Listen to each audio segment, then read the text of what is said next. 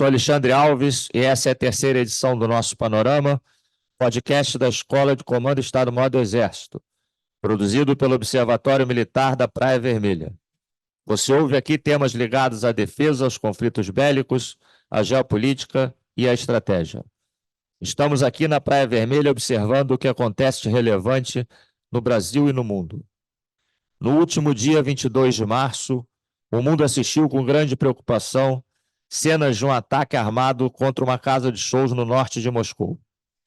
A Rússia era vítima de um ataque terrorista que deixou pelo menos 137 mortos e quase 500 feridos. Horas depois, o grupo terrorista Estado Islâmico Khorasan assumiu a autoria do atentado.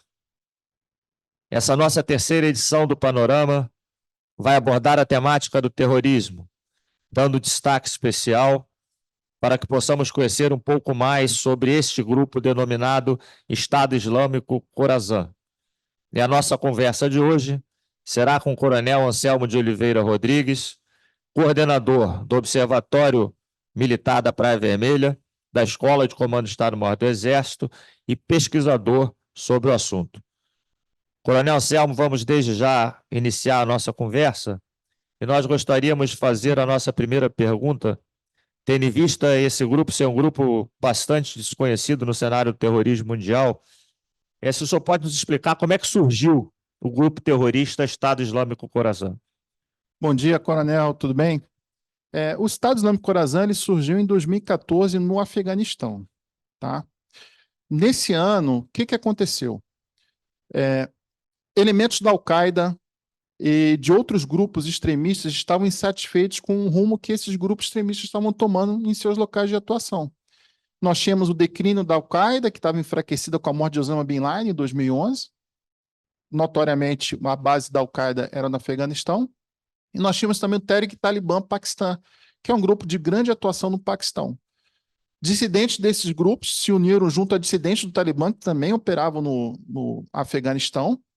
E, do outro lado, viu que o Estado Islâmico estava tendo um crescimento exponencial, principalmente após o pronunciamento do líder do Estado Islâmico da ocasião, que é Abu Bakr Baghdad, onde, naquele momento, autoproclamou o Estado Islâmico num califado. Eles pediram apoio para o Estado Islâmico. O Estado Islâmico entendeu que a proposta dele tinha potencial, porque via elementos que carregavam fortemente o caráter do islamismo. O líder do Estado Islâmico enviou seus elementos de primeira linha para poder ensinar técnicas, táticas e procedimentos para o novo grupo. E assim foi surgido em janeiro de 2015, no pronunciamento do líder do Estado Islâmico, o ISIS-K foi criado, anunciado pelo líder do Estado Islâmico na ocasião.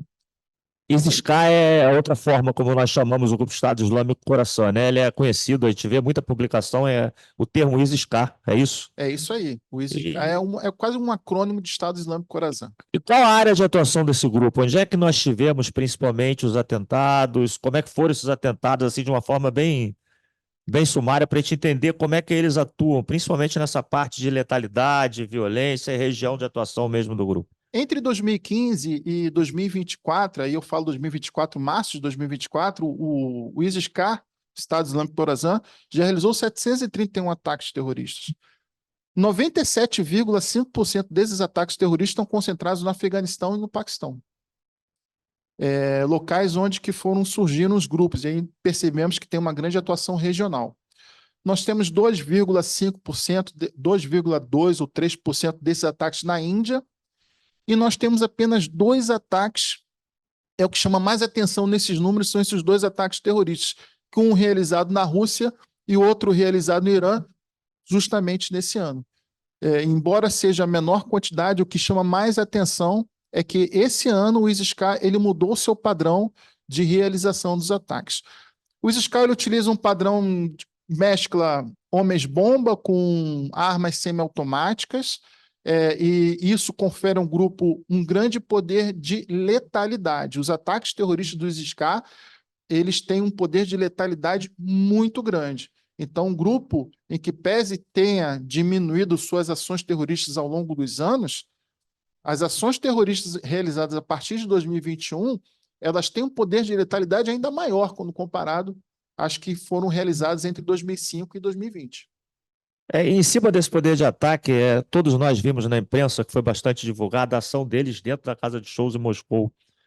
E, e para quem tem um pouco de conhecimento militar, nós percebemos nitidamente que existe uma tática de progressão, existe uma forma de abordagem do local. Eles usaram o armamento de uma forma bastante precisa e houve até depois, se eu não me engano, o uso de explosivos incendiários que levaram ao consumo da casa de shows pelas chamas. Esse grupo teria por trás que tipo de apoio para treinamento, para adestramento, para executar uma ação com essa letalidade tão grande de um vulto tão impactante no mundial, no mundo nosso todo? Realmente, quando a gente observa as imagens aí que estão circulando nas redes sociais e internet acerca dos ataques terroristas realizados pelo grupo na Rússia, fica muito claro, ainda mais para a gente que é militar, que tem técnica militar, técnica, tática, procedimento em avançar, em atirar e executar esses tiros. O Isis-K está enfraquecido. Isso, para mim, é um fato, principalmente pela queda acentuada na quantidade de ataques terroristas e também pelo fato do Talibã ter assumido o poder no Afeganistão, que é um grupo que rivaliza com o Isis-K por disputa de território e poder. O Talibã é um grupo extremista, mas que também governa o Afeganistão. Isso, para mim, está claro.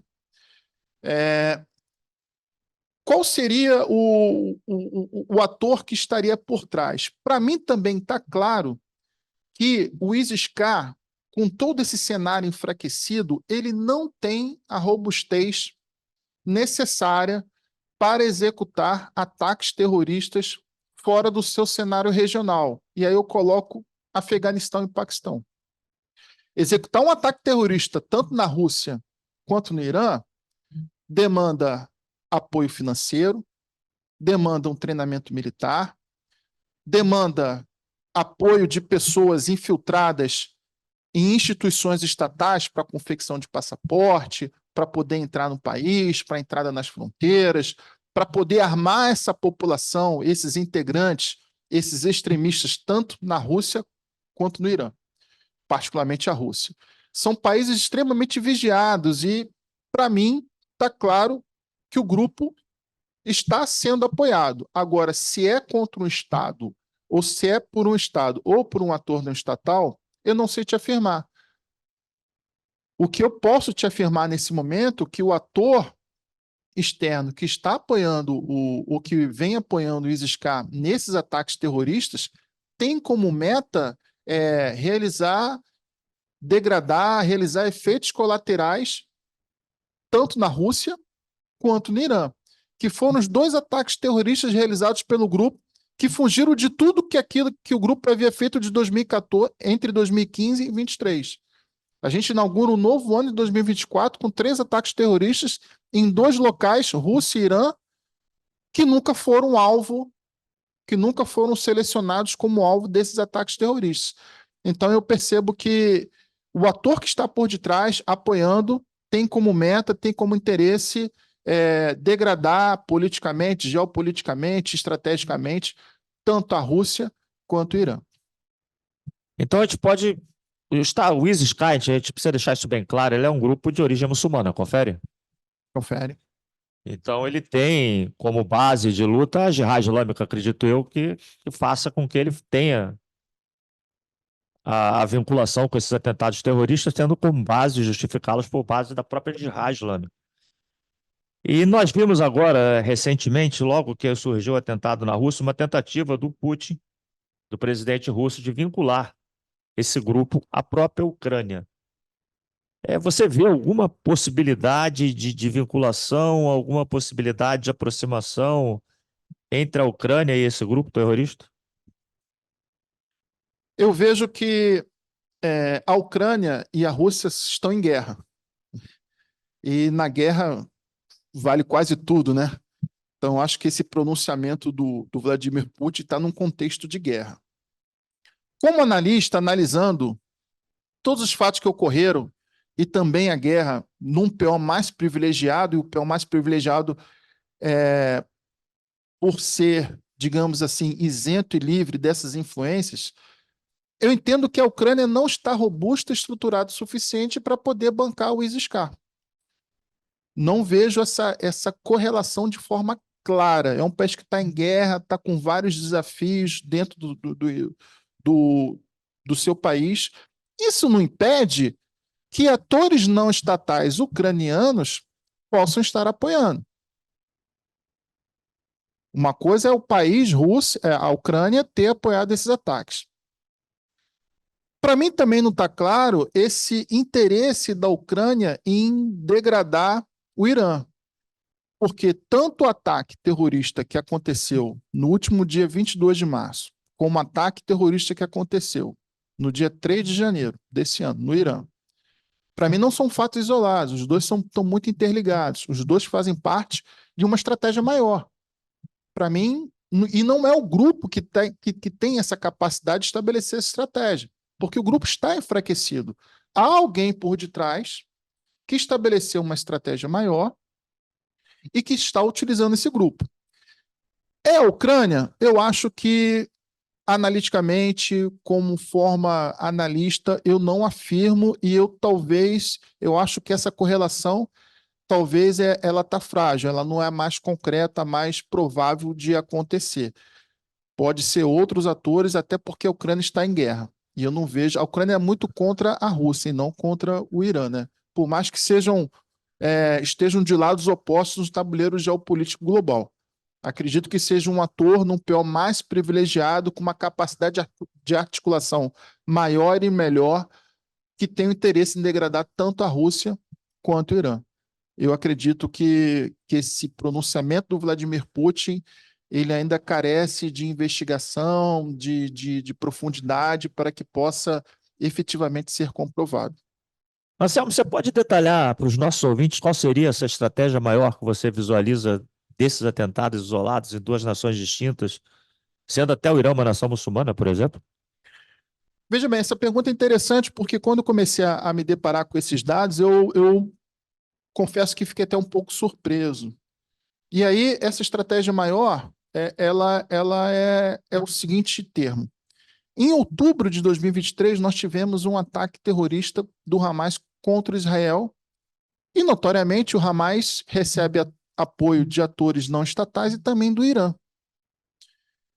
O ataque terrorista realizado em território iraniano em janeiro desse ano, para mim, também não é um fato isolado. Eu acho que há alguma correlação em decorrência desse suporte, desse apoio que o Irã deu ao Hamas, ou que o Irã dá para o Hamas ou para o Hezbollah. Para mim, isso é uma prática comum nos países da região. A estratégia maior que eu falo, e para mim parece que está ficando cada vez mais claro nesse novo tabuleiro geopolítico mundial, é que estados ou atores muito fortalecidos, ao invés de utilizarem uma estratégia direta, de embate direto contra um oponente, levantar sua bandeira, preferem utilizar proxies, atores não estatais, grupos extremistas, para causar danos até maiores do que eles poderiam causar. A culpa toda está indo para o Estado Islâmico Khorasan. Mas e a responsabilidade? Quem manda fazer?